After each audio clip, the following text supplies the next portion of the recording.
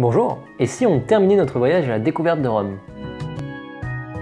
Et oui, nous voilà au dernier épisode de cette série de vidéos. Jusqu'à présent, on a pu découvrir les vestiges de la Rome antique, les symboles de la Rome néoclassique et baroque, puis certaines des nombreuses églises de la ville, ainsi que ses places les plus populaires. Il ne nous reste désormais plus que deux aspects de la ville à aborder, en commençant par un côté incontournable de la ville au niveau international. Alors oui, je sais, le Vatican est un pays à lui tout seul, mais c'est une enclave de Rome, donc bon, ça reste très lié à la ville. Alors, c'est possible que certaines personnes se disent « Encore de la religion? Ben c'est bon, on a vu des églises dans l'épisode précédent. » Et franchement, je pensais moi aussi que la visite du Vatican allait être extrêmement axée sur le catholicisme. Et ben en fait, pas vraiment. C'est très joli et surtout, c'est hyper intéressant. Niveau extérieur, on a les jardins du Vatican qui offrent une vue assez sympathique sur le dôme de la basilique Saint-Pierre, ainsi que le Cortile della Pigna, qui tient son nom de cette sculpture de pomme de pin en bronze. Ce qui est assez fou au Vatican, c'est le nombre impressionnant de musées dans cet espace de 44 hectares. Intéressons-nous tout d'abord à la Pinacothèque du Vatican. Outre quelques statues qui valent le coup d'œil, ce musée regroupe des peintures italiennes réalisées sur la période allant du XIe au XIXe siècle et qui représentent dans l'écrasante majorité des scènes ou des personnalités religieuses. Alors, comme il y en a beaucoup, environ 460, je vous ai fait une petite sélection. Donc, on a une armure vide couleur et texture peau, un Christ plutôt mal en point, une calvitie parfaite, un vieux monsieur qui a l'air d'avoir fait une connerie, une famille apparemment très heureuse de son bébé, un monsieur qui embrasse la jambe d'un bébé, un groupe d'amis qui est saoulé par le bruit que font les têtes de bébés volantes du dessus... Ouais, alors apparemment il y a un vrai délire avec les bébés, hein, il y en a partout. Des bébés qui font coucou, des têtes de bébés volantes, des têtes de bébés ailés, des bébés de 40 ans, des bébés de 50 ans, des bébés bercés un peu trop près du mur, et même des bébés qui ont un peu trop pris la confiance et se permettent des gestes assez obscènes. Bon voilà, c'était le moment blasphème, on peut continuer la visite. Et pour poursuivre dans le même esprit, entre deux musées on passe dans la salle de l'Immaculée Conception, qui, avec ses fresques murales et sa voûte peinte et décorée, fait son petit effet. Clairement, c'est LE chef-d'œuvre religieux du Vatican, sans hésitation. Quoi? La chapelle Sixtine? Ah oui, alors, comment dire? Le circuit pour y accéder est très long et labyrinthique, même s'il a le mérite de nous faire découvrir certains des musées. Mais surtout, on arrive dans la chapelle sans s'en rendre compte, en suivant le flux infernal des touristes. Et une fois à l'intérieur, on est amassé par centaines, et toutes les 15 secondes, d'une voix demande le silence qui n'est pas vraiment respecté par les visiteurs. Et niveau décor, ben, c'est le risque, hein. Quand une œuvre est reconnue mondialement, on est déçu. En tout cas, je l'ai été. Et comme il n'y a pas le droit de prendre de photos ni de vidéos, ce qui est assez normal, j'ai rien à vous montrer.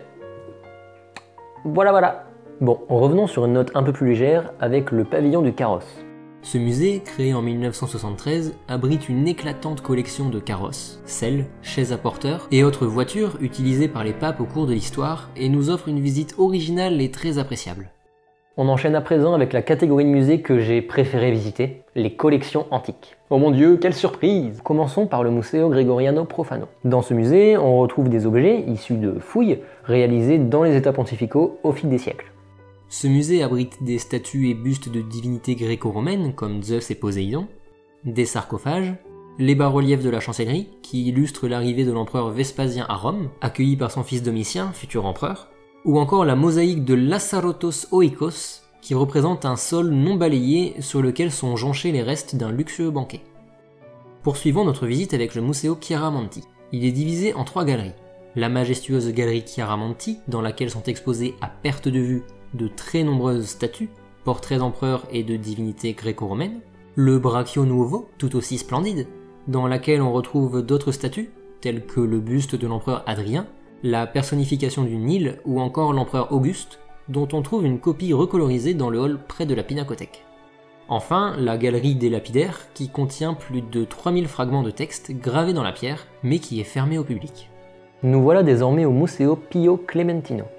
On y entre par la vaste salle ronde imitant le panthéon de l'empereur Adrien. Les murs sont ornés de niches au niveau desquelles sont placées des statues gigantesques. Le sol est composé d'une mosaïque du IIIe siècle et le centre de la salle est occupé par un bassin en roche magmatique qui, à l'époque de la Rome impériale, se trouvait au sein d'un espace public. Le point central du musée correspond à une cour d'intérieur, appelée Cortile Ottagono, qui contient de superbes statues comme l'Apollon du Belvédère, le fleuve Tigre accompagné des Amazones, et aussi Persée triomphant, la tête de Méduse en main. En sortant de la cour, on débouche dans la salle des animaux qui, comme son nom l'indique, met en scène des animaux domestiques ou sauvages, et même pour certains, fantastiques. L'ensemble de ces statues constitue un véritable zoo de pierre et de marbre. Bon, on a déjà vu pas mal de musées dédiés à la Grèce antique et à l'Empire romain. Mais est-ce qu'on n'aurait pas oublié un peuple important de cette époque, lié à l'Empire romain? Bah oui, et pour cela, on va se diriger vers le Museo Gregoriano Egizio, si je prononce bien, ou en français, le musée grégorien égyptien. On y retrouve plusieurs salles, chacune dédiée à un aspect de l'Égypte antique. Parmi elles, une salle dédiée à l'écriture, et une autre dédiée aux coutumes funéraires, dans laquelle on peut observer le masque du sarcophage du prêtre psamétique, des sarcophages de pharaons, ou encore l'inquiétante momie d'Aménardis, une femme issue de la classe moyenne. On retrouve également une reconstruction du sanctuaire de la villa de l'empereur Hadrien et des statues de divinités égyptiennes comme celle-ci, représentant Anubis, le gardien des cimetières et des nécropoles. Terminons notre visite des musées du Vatican avec la galerie des cartes. Cette grande galerie de 120 mètres de long a un intérêt tout aussi artistique que géographique. Ses murs sont couverts de cartes représentant les plus importantes régions et villes de l'Italie. Sicile, Sardaigne, Corse, Malte, Piémont, Latium ou encore Avignon sont autant de territoires observables dans ce long couloir, et pour certains, même au plafond. Très bien, désormais finissons notre visite du Vatican avec l'attraction la plus touristique, mais également la plus impressionnante, la basilique Saint-Pierre. Située sur la place du même nom, elle est le plus important édifice religieux du catholicisme. Sa construction s'est étalée sur 120 ans entre 1506 et 1626, à l'endroit où les premiers pèlerins venaient vouer un culte à Saint-Pierre. Enfin, ça c'est ce que vous trouverez si vous vous arrêtez aux premiers résultats sur internet. Laissez-moi vous raconter l'histoire de la basilique Saint-Pierre. En l'an 64 de notre ère était en cours une grande persécution des chrétiens ordonnée par l'empereur Néron. Un jour, un martyr prénommé Pierre fut crucifié dans le cirque de Caligula et fut exposé sur la Via Aurelia, juste en face du palais de Néron. En 324, alors que les chrétiens ont obtenu quelques années plus tôt l'autorisation de se construire des édifices de culte, l'empereur Constantin décida de lancer la construction d'une basilique qui allait contenir la tombe de Pierre, devenu saint après sa mort tragique. La basilique fut terminée 5 ans plus tard, en 329, et fut utilisée pendant de nombreuses années, à tel point que c'est dans celle-ci qu'en l'an 800, Charlemagne, alors roi des Francs, fut sacré empereur du Saint-Empire romain. Plus étonnant encore, des pèlerins venaient se recueillir sur la tombe de Saint-Pierre jusqu'à la fin du XIVe siècle. Puis la basilique fut progressivement abandonnée, jusqu'à ce qu'en 1506, la construction d'un nouvel édifice fut entamée, et dura jusqu'en 1626 pour donner ce qu'on connaît sous l'appellation de la basilique Saint-Pierre aujourd'hui. En pénétrant dans le monument, on est tout d'abord frappé par l'immensité du lieu, avec ses presque 190 mètres de long, sa largeur maximale de 140 mètres, et sa voûte centrale qui culmine à 46 mètres de hauteur. D'ailleurs, à titre d'indication, la basilique peut accueillir jusqu'à 60 000 personnes. Puis, c'est la richesse de tout ce qui nous entoure qui nous frappe. Le sol en marbre, l'architecture gargantuesque, les statues majestueuses, les mosaïques hypnotisantes, les peintures gigantesques, on ne sait plus où donner de la tête. En ressortant de la basilique et en faisant face à ce mastodonte et sa coupole culminant à 136 mètres, on imagine assez facilement les contraintes qu'ont dû éprouver les ouvriers lors de sa construction. Puis on se rend compte qu'on peut monter à pied jusqu'au sommet de la coupole en affrontant les 551 marches qui la séparent du sol. Puis on se tait, et on souffre en silence jusqu'à arriver tout en haut, exténué. Mais en regardant autour de nous, notre souffle est finalement tout autant coupé par notre manque de conditions physiques que par la vue qui s'offre à nous. Voilà qui referme cette page sur la Rome catholique. Désormais, et pour conclure ce voyage à la découverte de Rome, nous allons nous intéresser à des lieux bien moins connus du grand public. Des lieux finalement assez curieux. Et le premier lieu que nous allons découvrir après notre visite du Vatican, c'est le cimetière non catholique de Rome. Ce cimetière a été officiellement ouvert en 1821 pour accueillir les dépouilles des personnes non catholiques. Le problème, c'est que même en dehors de la ville, dans un espace réservé, les enterrements étaient régulièrement perturbés par des fanatiques catholiques. C'est pourquoi les enterrements eurent lieu la nuit. Aujourd'hui, le cimetière est ouvert au public, qui peut profiter de son calme apaisant.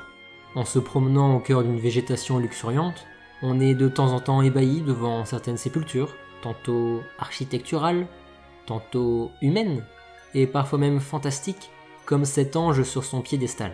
Cependant, ce n'est pas l'être céleste le plus impressionnant du lieu, contrairement à l'ange du chagrin. Cette sculpture, datant de 1894, est l'œuvre de William Wetmore Story. Elle surplombe la dépouille d'Emmeline Story, la femme de l'artiste, qu'il rejoignit un an plus tard.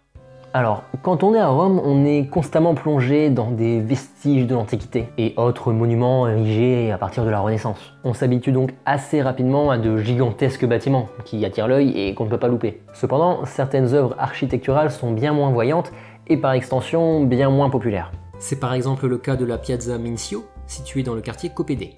Avec sa fontaine des grenouilles, ses tours de palais ou encore son chandelier, on se croirait presque dans un décor de film.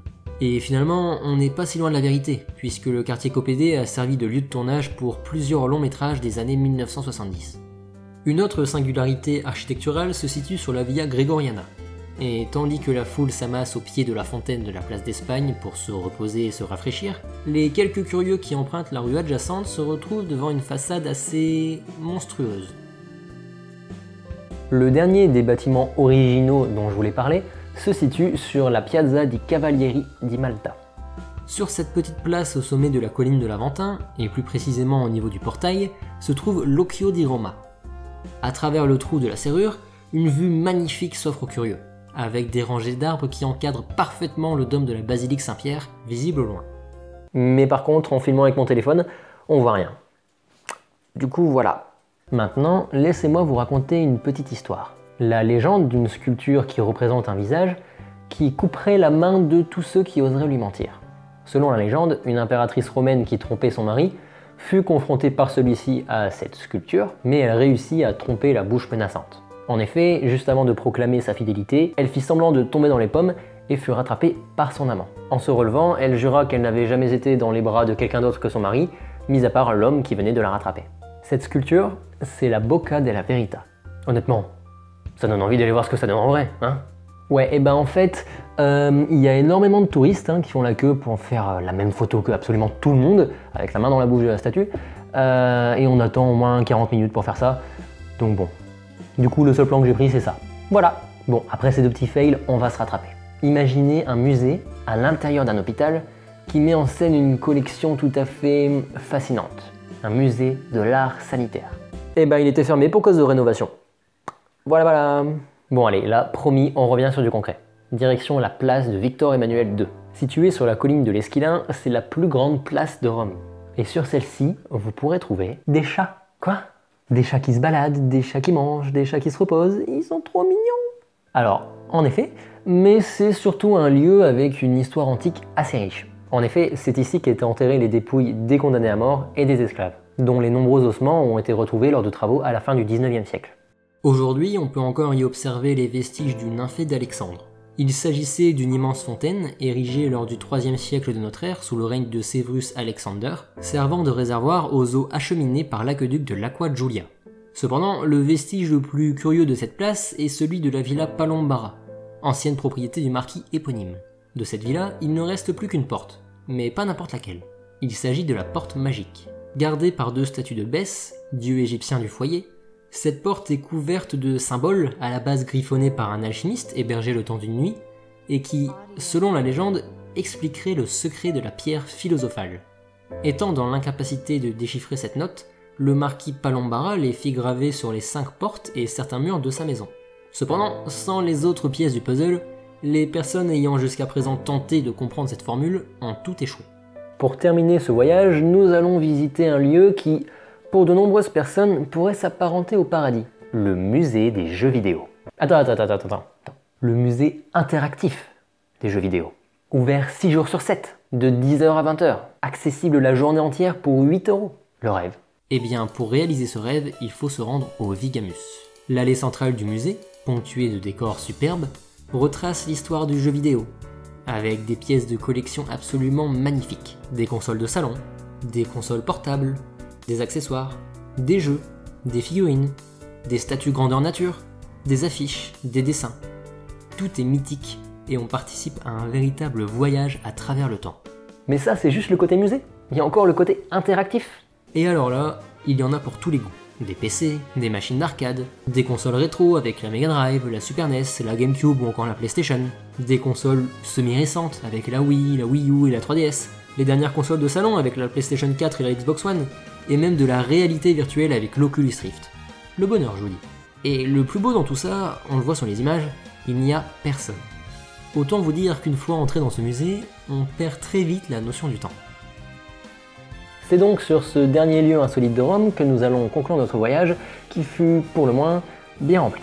Des vestiges les plus prestigieux de la Rome antique à un musée des jeux vidéo quasiment désert, je pense qu'on a fait un bon tour de la capitale italienne. Une ville aux multiples aspects, plus intéressants, étonnants et impressionnants les uns que les autres. Ici s'achève donc notre voyage à la découverte de Rome. J'espère sincèrement que cette série de vidéos vous aura plu. Si c'est le cas, n'hésitez pas à laisser un like et à me le faire savoir dans les commentaires. N'hésitez surtout pas à partager la vidéo et la chaîne, c'est le meilleur moyen de la faire découvrir à un maximum de monde. Je vous remercie encore de votre soutien, ça me fait vraiment chaud au cœur. On se retrouve très bientôt dans une nouvelle série de vidéos. C'était l'Explorator, à plus tard.